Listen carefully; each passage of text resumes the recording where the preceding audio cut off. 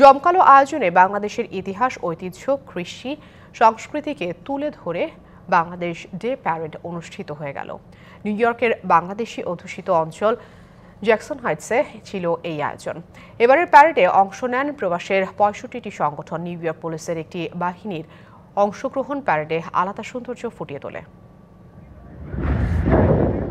হঠাৎ দেখলে মনে হবে বাংলাদেশের কোনো সড়কের দৃশ্য। লাল সবুজ পতাকা, বাংলার নানা সাজে নারী পুরুষ শিশুদের অংশগ্রহণ, যে কারো মনে এমন ধারণা হতে পারে। বাংলার গানে এমন নৃত্যও সবাইকে আন্দোলিত করে তোলে। দৃশ্যটি যুক্তরাষ্ট্রের নিউ ইয়র্কের জ্যাকসন হাইটসের। জ্যাকসন হাইটস এমনিতেই বাংলাদেশি অধ্যুষিত এলাকা।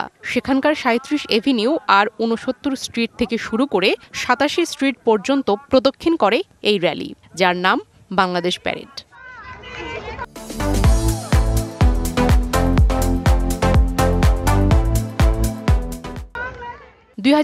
সাল থেকে জ্যাকসন হাইটসে বাংলাদেশ ডে প্যারেড শুরু হয়।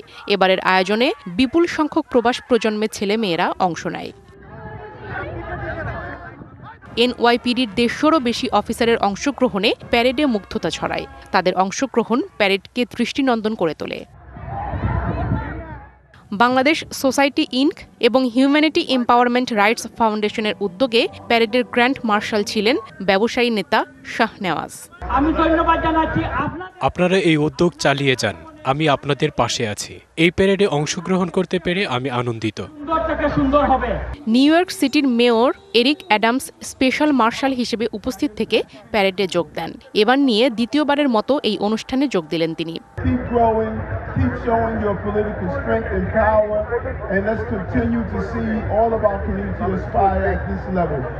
Happy parade day for you all. I look forward to marching with you again.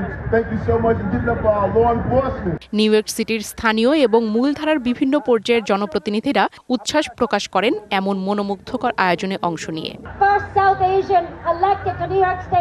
আমি বলতে চাই, এই প্যারেডের মাধ্যমে বাংলাদেশের কমিউনিটি আরও শক্তিশালী হয়েছে, যা এর আগে কখনোই হয়নি।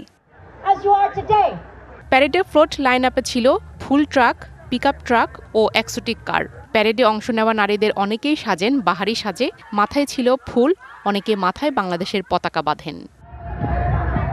DBC news desk.